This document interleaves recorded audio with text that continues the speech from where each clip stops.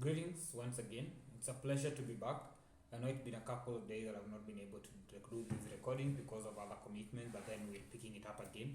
And as I pick it up for this particular session, then I'm going to talk about regulatory policy and intelligence as a career opportunity for individuals, especially pharmacists. And when I'm looking at that, then the question that you need to be asking yourself, and I believe most of us are asking, is what does regulatory policy and intelligence entail? That is the scope. You need to understand what is the scope of that. Then the other bit is what is the value of somebody working in regulatory policy and intelligence from a company perspective. That is, let's say for example you're working for a pharmaceutical company, what value does a regulatory policy and intelligence specialist bring to the team? And once that is understood, and actually from a company perspective you understand what it entails, what value it brings to you, then you need to ask yourself then from an individual perspective, if you're a professional, why then would I want to get to that, and how do I go about getting those opportunities that are available? So the reason as to why I'm doing this particular episode now and talking about this particular topic is because this is a career, passion, and an interest area for me. I'm working in regulatory affairs and I enjoy the experience. But as much as I'm doing the core regulatory work, I'm looking at what other prospects are there, what are the opportunities, and what are my personal interests. And I think this is something that is growing and is coming to gain attention. And as much as it's going in that particular direction, then the question we need to be asking ourselves, how do we get into that space? So from a standpoint in terms of this conversation is the scope of regulatory intelligence and policy. From a pharmaceutical company or biopharmaceutical company, medical devices and all that, when you're dealing in the healthcare space, we have to acknowledge that one, this is one of the most regulated industries in the world. And being one of the most regulated industries, there's a reason as to why it's mostly regulated. Because you're dealing with products, and these products are supposed to be used with human beings. And when human beings are using these products, it can either cause death to them, harm them, or actually be the cure that makes them come back to life. And therefore, that is a very critical aspect of our practice and our domains of work. And therefore, once we know that, then now we know that it's critical because we're dealing with human livelihoods. We're dealing with products that are going to affect how people perform, how people operate, how people get better when they're unwell. So on that account, then the regulations are in place. And as much as regulations are in place from a regulatory intelligence perspective, working in the pharma company, the question normally for every pharmaceutical company, every biopharmaceutical industry is, if we are developing products, is there a need for it in the market?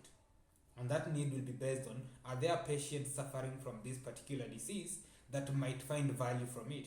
Look at the case, for example, in syphilis. When the medication was being found, there were people who were suffering, especially when you look at the Tuskegee experiments. There are people who were suffering and the medication could be used, and therefore that medicine had a value proposition. The discovery of penicillin. People are suffering from bacterial infections, and therefore an antibiotic was needed. When by chance Alexander Fleming found out that actually there's this particular product that could generate and actually kill these bacteria, then that was a discovery. There is need. So if you're talking about cancers, you're talking about diabetes, hypertension, all these medical conditions, is there a need? Are people suffering from them?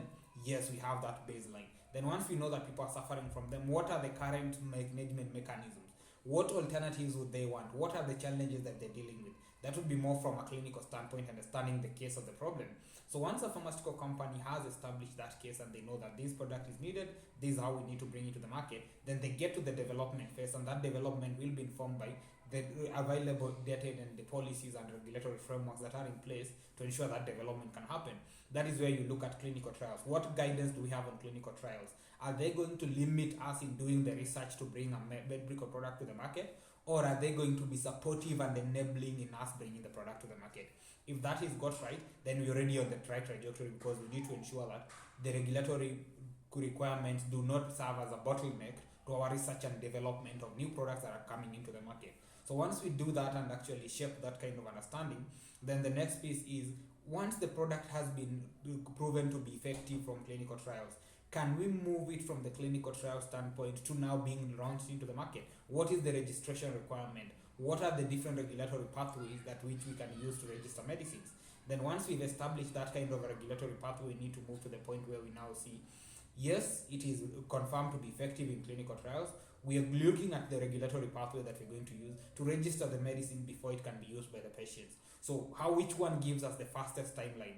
If you have a medicine that can be able to treat somebody today to get better, and there are a substantial number of people, then you need to use the greatest pathway that is going to be available for use. And therefore, when you know that that is going to be the pathway, then you need to adopt it. and that is somebody from a regulatory intelligence that should be able to guide you on that kind of a decision. Then once it's been registered, you need to look at, once it's registered, who is going to help us manage the collection of intelligence and information on the products used in the market? Who is going to guide us on getting it adopted in, let's say, for example, when you talk about healthcare financing, a medicine will only be used when somebody can afford it. So when we talk about UHC and talking about access, availability, and affordability, then the question is, what policies are around financing of healthcare products? When you look at different regulatory authorities across the world, there are different fee mechanisms and financing solutions. And on that account, then you need a regulatory policy and intelligence person who can be able to look at what are the financing policies behind use of such products. How can we argue and actually advocate for their optimization to deliver quality services? And once we understand that bit, that is good for us. So that would be managing the external regulatory intelligence, where you need to get information on what are the clinical conditions, what products are needed, understanding the local company product portfolio and pipeline to see if they have a need in the market and what pathways can be used. And when you're talking about regulatory pathways from clinical trials to the product registration, clinical trial, we have the collaborative procedure. For example, in Africa, we're talking about the AVRF. Then we have the national procedures where you go to individual regulatory authority. New product registration, you go the national procedure, regulatory authorities per country. Then we have the regional economic communities. We can talk about the SADC Zazibona. We have East Africa Medicines Regulatory Harmonization, and currently we're in conversation on having an African Medicines Agency, that is AMA. That would be the next frontier in terms of the harmonization or regulatory registration of products. So that is another thing. So you need to look at all these pathways, which gives us the best outcomes. Are we going to adopt the WHO SRA pre-qualification pathway, or are we going to adopt the WHO SRA collaborative regulatory procedure, where we have reliance, we have recognition, and we have the joint assessment procedures? Which one gives us the faster timelines, and which one will ensure our product get to the market when it's needed? So that information need to be collected, and somebody who understands the regulatory policy and the intelligence bit can synthesize it and make it concrete in terms of informing regulatory decisions and the company development pipeline. Then once that is done, then from an internal facing perspective is to understand who are the people who need this information to make decisions. The product developers in research and development. We have the marketing team, then these pharmaceutical marketing teams and also the internal business operations teams need to know which product are you registering, what is the fastest timeline, how do we get it to the market early, how do we need to collaborate with to ensure that access is not hampered. And that is the case where you now, as a regulatory policy and intelligence, you can inform your marketing teams to know who do I deal with, who can finance it, and what are the financing options available in the market at the moment. So that would be critical for them to deliver on that and actually champion for it. If there are bottlenecks in regulation, are you able to see what are the touch points from a patient access perspective, from a commercial perspective, and from a healthcare delivery model? So ensure that you know who can inform it from a quality standpoint as well, so that every bit of it is met and everybody knows what information is available, that information they're being used, and it's going to be guided. Then beyond the internal and actually looking at the regulatory pipeline, we now need to go external stakeholders. From a regulatory policy, we know that policies are not formulated in closed doors. Policies are formulated within policy-making circles, regulators, legislators, and individuals that are contributing from an industry standpoint. And therefore, there's a great kind of ecosystem that is collaborative and synthesizing and generating evidence.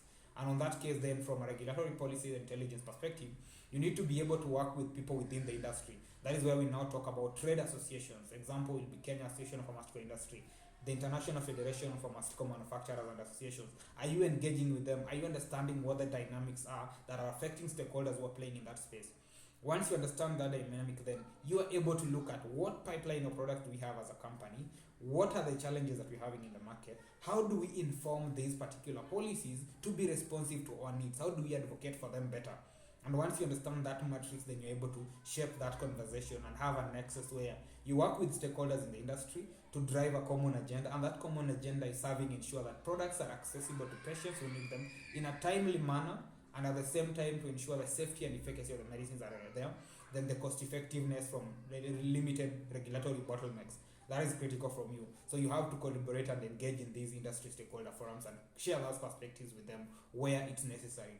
And that is a critical bit and a critical role of somebody in regulatory policy and intelligence standpoint. Then the other bit is now generating that evidence, channeling into the pipelines, looking at emerging trends and all that. And that is something that needs to be done. And currently, this is an area that has been growing in the local industry and even globally. And the reason as to why this is growing is we've seen that there are different agilities, and that was in the last video that I did. on regulatory agilities post-COVID-19 and how we can sustain them moving forward. There are certain changes that are happening, and the changes were happening because we have a new disease that we are dealing with. There's no evidence on what medicine or what product can be used to do it, but as that is the case, we need to develop a product in a timely manner. We need it registered as soon as yesterday for it to get to the patient who needs it. And at the same time, once that registration has been done, we need to see how are we financing it. What intelligence, what other pathways do we have in registration of medicines? How do we make them work for us better? So once we know that those complexities are there, then we now collate all the information, synthesize it to make sense to every individual. Then once it's synthesized and it's made critical for every individual to get use of, then now you package it for them, let them use it, and let it inform the policies. And that is where now, from a regulatory policy and intelligence person, after you've synthesized information, you've made it accessible to your local teams to use it within the company, you've collaborated in industry forum groups to shape and actually shape policies, you now need to engage with the regulators in formulating the actual policy framework that would be guiding the work of the industry. And if that is working, then that would be a good way for us.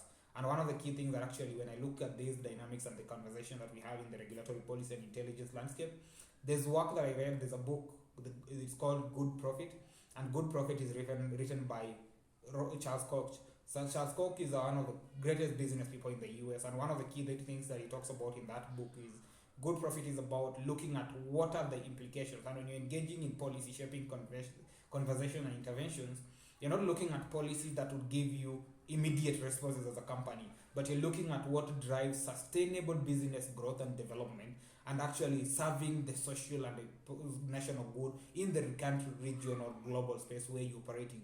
And therefore, if you can look at it detached from looking at your company interests only, but also looking at the industry. And definitely, if you look at the industry interest, they will serve your company. That would be a good win for you.